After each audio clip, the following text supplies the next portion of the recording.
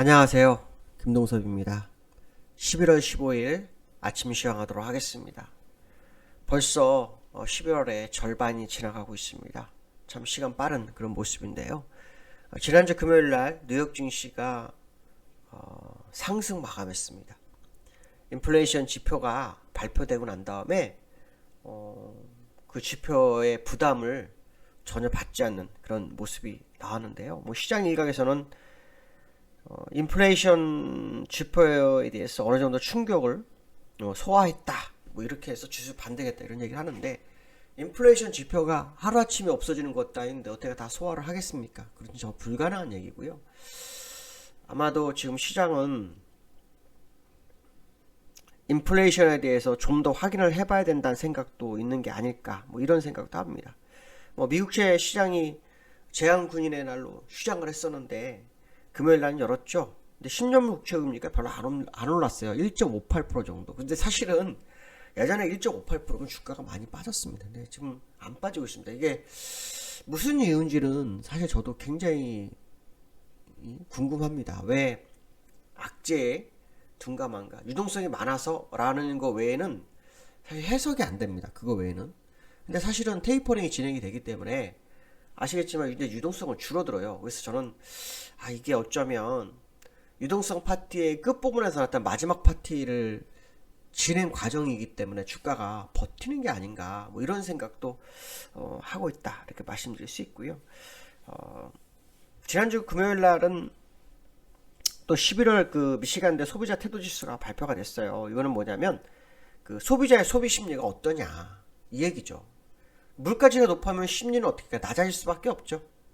물가가 낮아지면 심리는 높아집니다. 물가가 높기 때문에 소비자 태도에서 낮아서 66.8이 나와서 10년 만에 최저치를 기록하고 있는 그런 상황이 나왔어요. 그러니까 지금 소비자 물가 지수가 실제적으로 시장에 영향을 미치고 있는데 시장만 그거를 외면하고 있는 상황이다, 이렇게 좀 되는 거죠.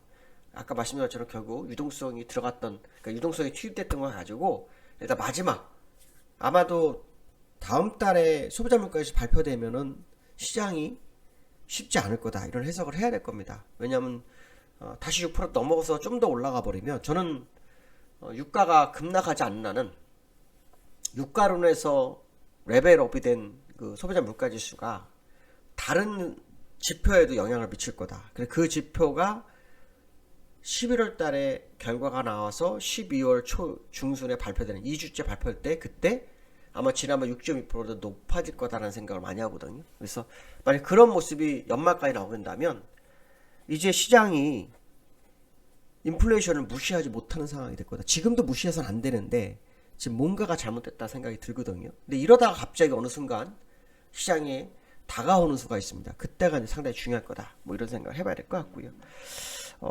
금요일날 존 윌리엄스 뉴욕 연은 총재가 연설이 좀 있었어요. 근데 시장에서 인플레이션 언급을 자제하는 듯한 느낌이 굉장히 많이 드는 그런 모습이었고요. 보통 이제 연은 총재들은 그때의 화두를 시장이 얘기를 해요. 그래서 시장의 방향성을 제기했는데 특별한 언급이 없었다, 이런 게 있었고요. 또 나스닥이 한 1%나 올랐는데요, 테슬라는 3%가 빠졌어요. 애플, 마이크로소프트 이런 종목도 오르고 애플은 빠졌는데, 테슬라는 빠졌는데요. 이게 중요한 건 뭐냐면 일론 머스크가 6억 8천만 달러, 약 한 8조 정도를 팔았어요. 이게 현금화한 거죠. 그러니까 주가 오르니까 이제 주머니 채우는 거죠. 근데 어떻게 보면 이게 사실은 굉장히 비도덕적인 거거든요. 대주주가 한 번 파는 것도 아니고 1년 내내 판다는 건 좀 그렇죠. 차라리 한 8조 6억 8천만 달러 정도를 하루 팔고 말았어야 되는데 계속 파는 거, 이건 아마 시장에 영향을 좀 미치지 않을까, 이런 생각도 해야 될 것 같고요. 연방기금 선물 거래를 보면 내년 6월에 69.2% 정도, 그 다음에 9월에 89.6% 정도의 금리 인상을 프로테지가 나오고 있어요. 근데 이거 보면서 그 제롬 파월의 언급이 생각나죠. 내년 2분기 3분기쯤에는 인플레이션이 다소 잦아들 수 있다, 그게 이거죠. 6월이면 2분기고 9월이면 3분기잖아요. 그러니까 결론 50% 이상 넘어가기 시작했다는 것 자체가 금리 인상 당연시되는, 확실시되는 그런 상황이다. 근데 저는 12월 달에 소비자 물가지수가 6.2%, 전년 대비 6.2%였던 이 요번 11월 발표로 된 것보다 더 높아지면 연초에 한다고 봐요. 한 뭐 2, 3월? 1월부터 하기는 좀 부담스러울 거고 2, 3월에 아마 진행할 소재가 높아요. 물론 뭐 제롬 파월이 2월에 뭐 이제 연임하냐 그만두냐 뭐 그거에 따라서 약간 시가 늦춰질 수는 있겠지만 아마 연초 가능성을 한번 열어두고 보는 것도 나쁘지 않을 것 같다. 결국 시장은 개인적 생각입니다. 틀릴 수 있습니다. 이거는 뭐 여러분도 판단은 본인이 하셔야 되겠죠. 제 개인적 생각으로는 연준이 시장의 뒤통수를 칠 거다라는 생각을 굉장히 많이 하고 있습니다. 뭐 과거에도 많이 그랬기 때문에 또 우리나라처럼 갑작스럽게 금통을 여는 경우는 거의 없습니다. 근데 미국은 갑작스러운 금통을 여는 그러니까 FOMC 회의를 여는 경우가 꽤 있습니다. 그래서 지금 인플레이션이 어느 정도로 더 붙을지 제가 볼 때는 속도가 굉장히 빨라지고 있는 느낌이 들거든요. 왜냐하면 작년까지만 해도 올해 1월, 2월까지만 해도 이렇게 높지가 않았어요. 순식간에 올랐기 때문에 5%에서 거의 9개월을 버텼다면 6%대 올라온 거는 당연한 거라고 봐야 될 거거든요. 그러면 6%에서 갑자기 7%도 가는 수가 생겨요. 그러면 이제 연준이 발대에 불 떨어져서 난리 치겠죠. 그래서 저는 이 인플레이션을 자꾸 일시적이나 단순하게 보는 시장에 경고를 좀 주고 싶은데 저가처럼 뭐 부족한 사람 무슨 경고를 주겠습니까만 여러분들 개인적으로 한번 판단을 한번 내려보셔야 될 것 같고 이거는 저의 다분한 개인적 생각이라는 거 한번 생각해 보셔야 될 것 같습니다. 기술적으로 보시면 일단 다우가 0.5% 나스닥 1%가 올랐고요. 기술적으로 한번 가보면 다우는 뭐 지난주에 3일 조정 줬었잖아요. 그거 안에 있어요. 지금 일봉 보시면 뭐 이 상태죠. 3일 조정 주고 약간 돌린 정도. 나스닥도 마찬가지죠. 3, 4일 조정도 살짝 돌린 거죠. 그러니까 사실은 하락 기조 속에 있는 상황이다. 이런 해석이 되는 거라고 보시면 될 것 같습니다. 어쨌든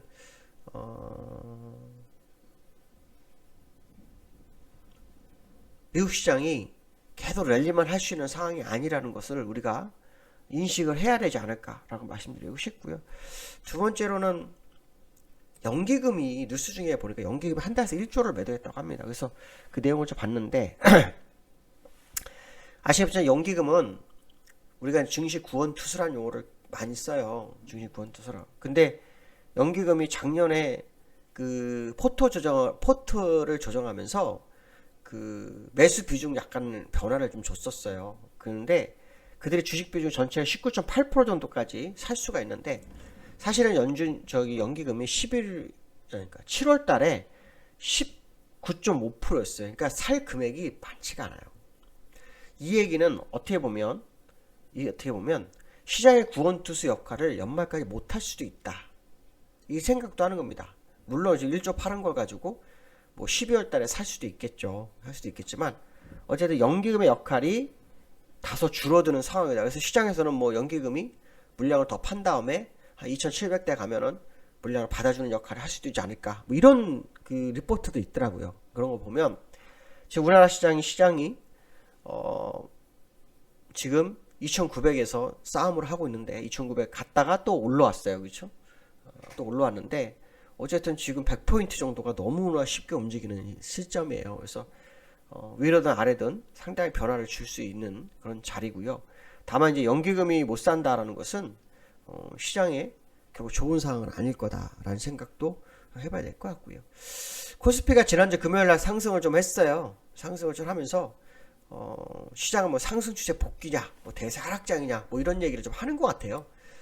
근데 저는 이제 어떤 생각으로 가지고 있냐면 60주선 값이 이번 주에 얼마냐면요 2991이에요. 그러니까 60주선을 돌파를 해서 안착하는지가 관전 포인트일 거다.